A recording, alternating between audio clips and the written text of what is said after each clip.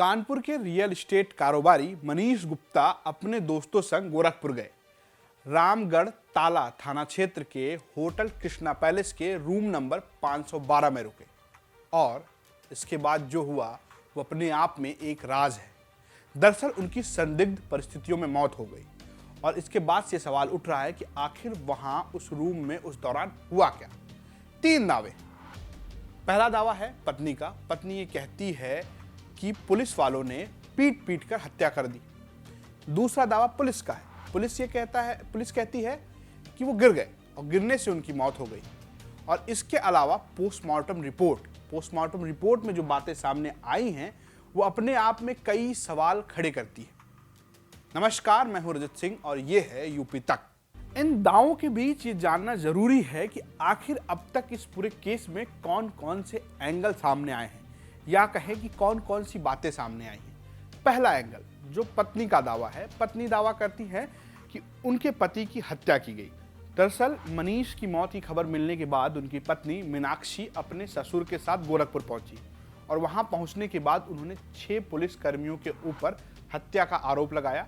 इसके अलावा उन्होंने ये भी कहा कि होटल में वो रुके हुए थे वहां के लॉबी में खून बिखरा हुआ पड़ा था जिसे साफ किया गया।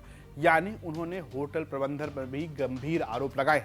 यहाँ पे अगर मुझे ये जितने भी पुलिस वाले खड़े हैं उनसे क्वेश्चन है और जो नॉर्मल है हम लोग के जैसे लोग हैं उनसे भी क्वेश्चन है। आप अंदर आइए मेरे साथ 2 मिनट के लिए। बाकी सफाई हो गई है। स्लीपर नहीं हटाया है ये बताने के लिए कि स्लीपर रखी है, मैंने सफाई नहीं करी होटल में। इसी स्लीपर के बगल में एक पर्स था, आईडी कार्ड, वो गायब है। हाँ जा, कुछ है नहीं वैसे।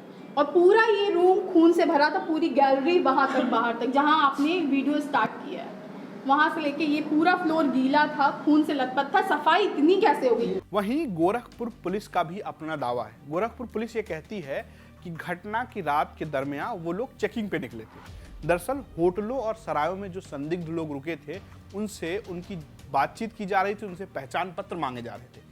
इसी दौरान वे पहुंचे होटल कृष्णा पैलेस और कमरा नंबर 512। उन्होंने मनीष और उनके दोस्तों से पहचान पत्र मांगी। इस दौरान हड़बड़ाहट में मनीष गिर गए और उनको चोट आई जिस वजह से उनकी मौत हो गई। ये दावा गोरखपुर पुलिस का है। अपराधियों की चेकिंग के दौरान थाना रामगढ़ ताल की पुलिस एक होटल में गई। वहां पर एक कमरे में 3 युवक संदिग्ध अलग अलग शहरों से आए थे जो ठहरे थे। इस सूचना पर पुलिस ने होटल मैनेजर को साथ में लेकर कमरे की चेकिंग करने गई, जहां पर हड़बड़ाहट में एक युवक की कमरे में गिरने से चोट लग गई। दुर्घटनावश हुई इस घटना से पुलिस ने तत्काल होटल मैनेजर को साथ लेकर युवक को अस्पताल में भर्ती करवाया, जहां पर उसका इलाज हुआ। बीआरडी में दौरान इलाज उस युवक की मृत्यु हो गई। पुलिस ने तत्काल परिजनों को सूचित किया है। शव को मोर्चरी में रखवाया गया है। आगे डॉक्टरों के पैनल से पोस्टमार्टम करवाकर इसमें नियमानुसार कार्रवाई की जाएगी। फिलहाल ये युवक किस पर्पज से, किस कार्य से यहाँ आए थे, इसकी जांच की जा रही है और किसके साथ ये यहाँ रहे थे, कितने दिन रहे थे, इस संबंध में जानकारी कर आगे कार्रवाई की जाएगी। हालांकि जब बाद में मामला तूल पकड़ने लगा तो उस समय एसएसपी ने थाना प्रभारी निरीक्षक जगत नारायण सिंह समेत 6 पुलिसकर्मियों को निलंबित कर दिया। अब इस पूरे दावे के बीच एक चश्मदीद गवाह भी सामने आता है। नाम है अरविंद सिंह। दरअसल वो मनीष गुप्ता के दोस्त थे जो उस वक्त होटल में रुके हुए थे। मनीष का यह कहना है कि जब पुलिस आई तो उनके साथ बदतमीजी की और वाद विवाद हुआ। इस दौरान पुलिस ने एक तमाचा जड़ा मनीष गुप्ता को और जिस वजह से वो गिर गए। तो क्या नाम है, गुप्ता जी से यही बात हुई थी। गुप्ता जी बोले कि सर तो आप कितनी रात गए, हमें परेशान कर रहे हो, अच्छी बात नहीं है और हम आपको आतंकवादी लग रहे हैं क्या? तो वो बोलते हैं क्या नाम है मनीष गुप्ता जी को कि एक दरोगा को तुम सिखाओगे क्या कैसे काम करना है, हम अपनी ड्यूटी कर रहे हैं ना, करने दीजिए।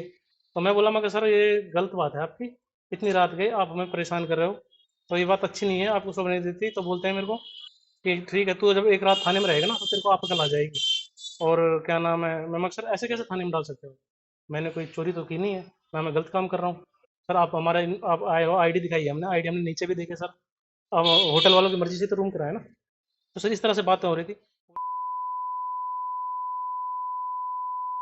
बोले सर मैं मगर सर गाड़ी में देखो सर ऐसे कैसे पटक सकते हो आप, ये वो। तो सर उन्होंने हाथापाई शुरू कर दी, थप्पड़ मारने शुरू कर दी सर, मुझे भी और गुप्ता जी को भी।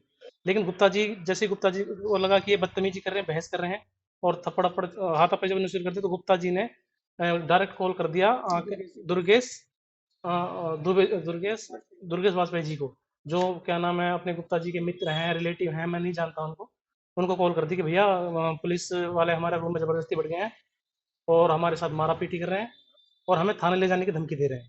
तो सर इस चक्कर में उन्होंने चिढ़ के पता नहीं उन्होंने जैसे हाथापाई कर रहे थे तो थप्पड़ उनके गुप्ता जी को कहाँ लगा कहाँ नहीं, गुप्ता जी सामने ऐसे गिर के मुंह के बट गिरे सर, वहां से तभी उनको खून आने लगा। एक पुलिस वाला मेरे को हाथ पकड़ के सीढ़ी से नीचे लिफ्ट तक ले गया।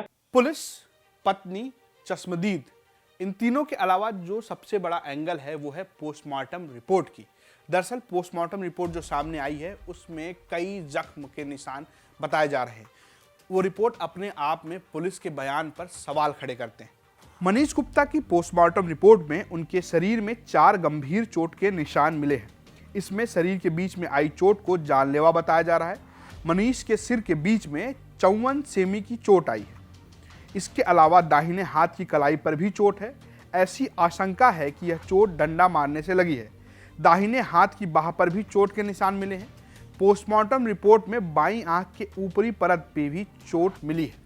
पोस्टमार्टम रिपोर्ट में जो चोट की बात सामने आई है उससे ऐसा लगता है कि किसी के गिरने के बाद ऐसी चोट लगना स्वाभाविक तो नहीं है, हालांकि अभी जांच का विषय है। इसके अलावा उत्तर प्रदेश के ADG law and order Prashant Kumar ने भी अपना पक्ष रखा है। दरअसल वो हमारे वरिष्ठ सहयोगी कुमार अभिषेक से बात करते हुए बताया कि पोस्टमार्टम रिपोर्ट आने के बाद जांच की जा रही है। इसके अलावा पीड़ित की पत्नी, मृतक की पत्नी यानी कि मीनाक्षी ने जो बयान दिया है उसके आधार पर एफआईआर दर्ज की जा चुकी है और उस पर भी जांच की जा रही है। ये दुर्भाग्यपूर्ण घटना 27 सितंबर की है और प्रारंभिक सूचना ये मुख्यालय पे आई थी कि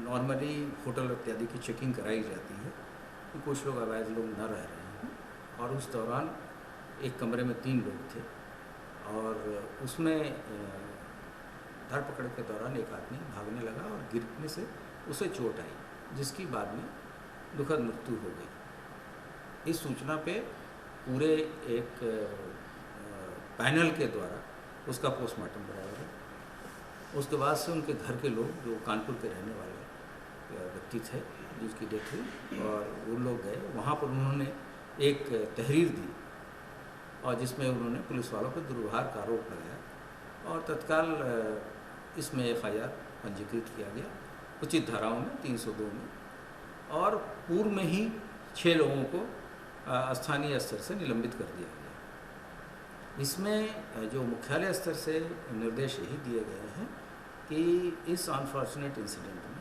पूरी तरीके से ट्रांसपेरेंट तरीके से इसकी विवेचना कराई जाए और दोषियों के विरुद्ध कार्रवाई की जाए। इसकी जिम्मेदारी वहाँ के जोन के अधिकारी और वहाँ के रेंज के अधिकारी को दी गई है। मनीष गुप्ता के केस से संबंधित जितने बड़े पहलू हैं या जितने भी एंगल हैं उन्हें जानने के लिए आप देखते रहिए यूपी तक।